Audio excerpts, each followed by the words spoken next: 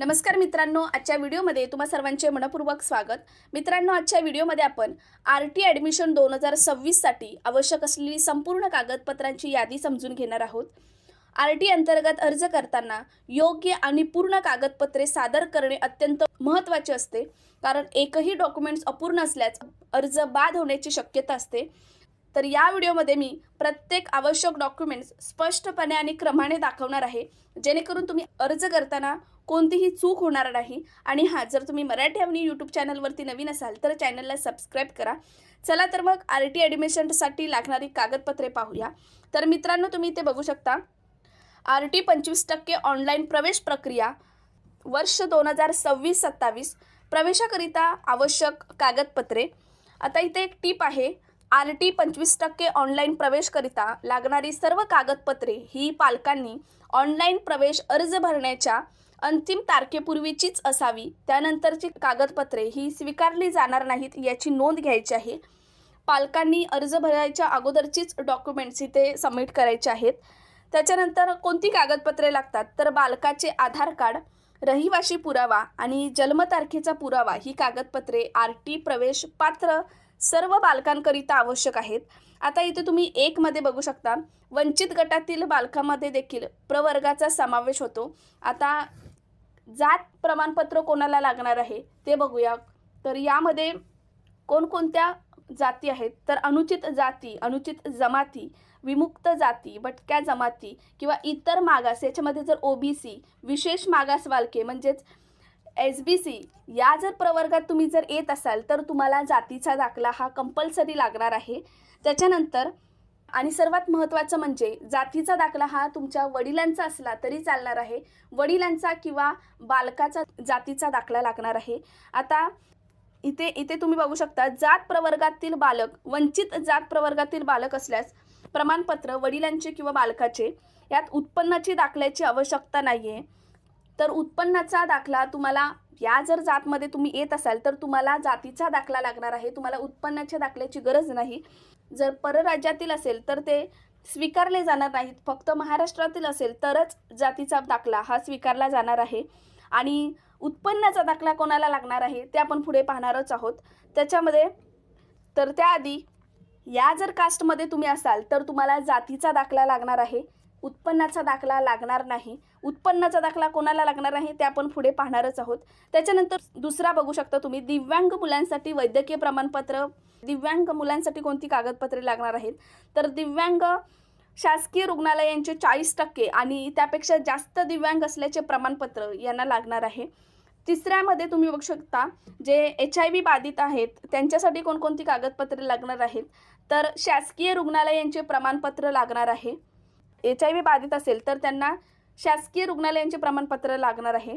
आणि चौथा ऑप्शन तुम्ही बघू शकता, हा नवीन आहे, कोविड प्रभावित बालक ज्यांचे पालक एक किंवा दोन्ही यांचे जर निधन 1 एप्रिल 2020 ते 31 मार्च 2022 या कालावधीत कोविडमुळे जर निधन झाले असेल तर अशा बालकांसाठी कोणकोणती कागदपत्रे लागणार आहेत तर वंचित गटातील बालकामध्ये कोविड प्रभावित बालक ज्यांचे पालक 1 किंवा दोन्ही यांचे 1 एप्रिल 2020 ते 31 मार्च 2022 या जर कालावधीत जर मृत्यू झाला असेल तर यांच्यासाठी सक्षम अधिकारी यांनी निर्गमित केलेले संबंधी पालकाचे मृत्यू प्रमाणपत्र लागणार आहे। तसेच किंवा कोविडमुळे मृत्यू झाल्याने रुग्णालयाचे वैद्यकीय प्रमाणपत्र हे लागणार आहे, किंवा सदर मृत्यू कोविडशी संबंधित असल्याचे प्रमाणपत्र हे सुद्धा लागणार आहे। पण या प्रमाणपत्रामध्ये कोविडचा उल्लेख आला पाहिजे या अहवालात। सदर मृत्यू कोविडशी संबंधित असल्याचे प्रमाणपत्र शासकीय पालिका, महानगरपालिका किंवा रुग्णालय अथवा ICMR नोंदणीकृत खाजगी रुग्णालय किंवा प्रयोगशाला यांचा अहवाल कोविडमुळे निधन झालंय असा उल्लेख असेल तर हा प्रमाणपत्र सुद्धा चालणार आहे। त्याच्यानंतर 5वा आहे, तो सुद्धा नवीन आहे, अनाथ बालके पण ते पण वंचित गटासाठी आहे। आता अनाथ बालकांच्या बाबतीत अनाथालयाची किंवा बाल सुधारणा गृहाची कागदपत्रे ग्राह्य धरण्यात यावीत। जर बालक अनाथालयात राहत नसेल तर जे पालक त्यांना सांभाळ करत असतील तर त्यांचे हमीपत्र लागणार आहे। तसेच अनाथ बालकांच्या संदर्भात इतर कागदपत्रे म्हणजेच वार्षिक उत्पन्नाचा दाखला हे विचारात घेण्यात येऊ नयेत।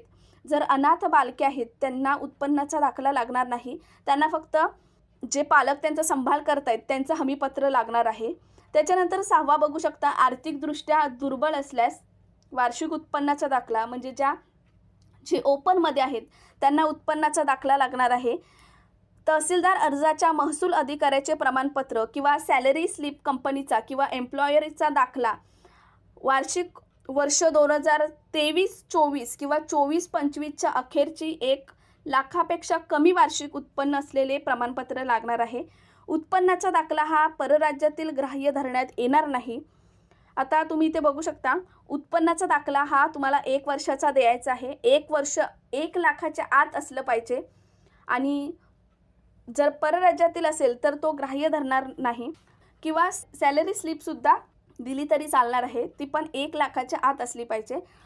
आता तुम्ही 7वा इथे बघू शकता, घटस्फोटित महिला पालक असल्यास त्यांच्यासाठी कोणकोणती कागदपत्रे लागणार आहेत. तर न्यायालयाचा निर्णय, घटस्फोटित महिलेचा बालकाच्या आईचा रहिवासी पुरावा लागणार आहे. किंवा बालक वंचित गटातील असल्यास बालकाचे किंवा त्याच्या वडिलांचे जातीचे प्रमाणपत्र लागणार आहे.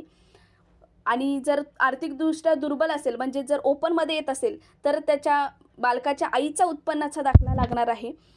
आता 8वा बघू शकता तुम्ही, न्यायप्रविष्ट असलेल्या घटस्फोट प्रकरणातील महिला, म्हणजे घटस्फोटित प्रक्रिया चालू आहे अशांसाठी काय आहे, तर घटस्फोटाचे प्रकरण न्यायप्रविष्ट असल्याचा पुरावा लागणार आहे. तसेच घटस्फोट प्रकरण न्यायप्रविष्ट असलेल्या महिलेचा बालकाच्या आईचा रहिवासी पुरावा, आणि जर बाल वंचित गटात येत असेल, जे आपण कास्ट मगाशी बघितलेला त्या त्याच्यामध्ये जर येत असेल तर बालकाचे किंवा त्याच्या वडिलांचे जातीचे प्रमाणपत्र लागणार आहे. आणि जर आर्थिक दुर्बल घटकामध्ये येत असेल, म्हणजे जर ओपनमध्ये येत असेल तर आईचा उत्पन्नाचा दाखला लागणार आहे. त्याच्यानंतर 9वा आहे, विधवा महिला, पतीचे मृत्यू प्रमाणपत्र लागणार आहे.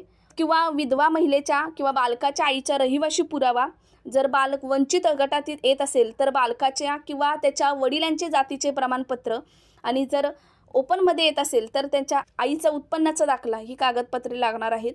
आता हा नवीन ऑप्शन एक आहे 10वा, आधार कार्ड, वंचित व आर्थिकदृष्ट्या दुर्बल घटकातील सर्व प्रवेशपात्र बालकांसाठी आहे. म्हणजे जर वंचितसाठी सुद्धा आहे आणि ओपन अशा सर्व बालकांसाठी आहे. यांच्यामध्ये RT 25% प्रवेश प्रक्रियेवेळी विद्यार्थी पालक यांचे आधार कार्ड किंवा आधार क्रमांक मिळवण्याकरिता केलेल्या अर्जाची पावती घेणे अनिवार्य करण्यात येत आहे. परंतु काही कारणामुळे बालक किंवा पालक आधार कार्ड सादर करू शकले नाहीत, तर अशा प्रकरणामध्ये बालकाचे किंवा पालकाचे आधार कार्ड सादर करण्याच्या अटीच्या अधीन राहून बालकांना तात्पुरता प्रवेश देण्यात यावा.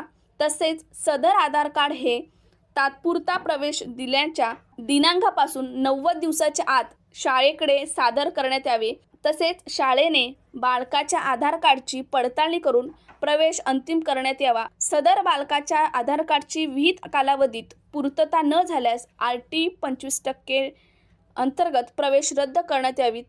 ही नोंद घ्यायची आहे, ही पालकांनी नोंद घ्यायची असे सुद्धा सांगितलं आहे.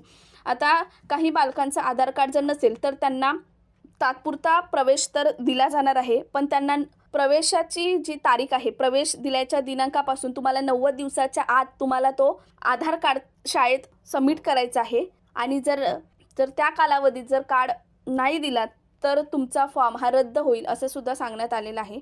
त्याच्यानंतर 11वा आहे जन्मतारखेचा पुरावा.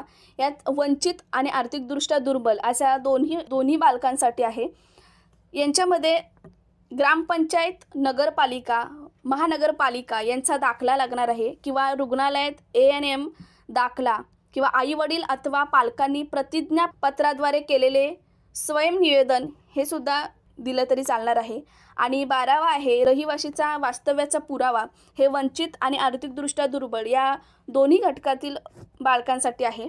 यांच्यासाठी कोणती कागदपत्रे लागणार आहेत, तर रहिवाशीसाठी रेशनिंग कार्ड, ड्रायव्हिंग लायसन, किंवा वीज किंवा टेलिफोन बिल देयक, किंवा पाणीपट्टी किंवा प्रॉपर्टी टॅक्स देयक, घरपट्टी, फक्त राष्ट्रीयकृत बँकेचे पासबुक, आधार कार्ड, मतदान कार्ड किंवा पासपोर्ट यापैकी कोणतेही एक असेल तरी चालणार आहे.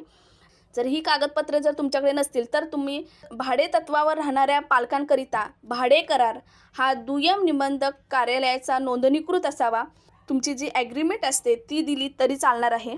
भाडे करार हा फॉर्म भरण्याच्या दिनांकाच्या पूर्वीचा असावा व त्याचा कालावधी हा 11 महिन्याचा किंवा त्यापेक्षा जास्त कालावधी असलेला नसावा, हा निवासी पुरावा म्हणून ग्राह्य धरण्यात येईल असे सुद्धा सांगितले आहेत. तर हे आहेत डॉक्युमेंट्स. तर मित्रांनो, जर व्हिडिओ आवडला असेल तर व्हिडिओला नक्की लाईक करा, शेअर करा आणि मराठी अवनी चॅनलला सबस्क्राईब करायला विसरू नका.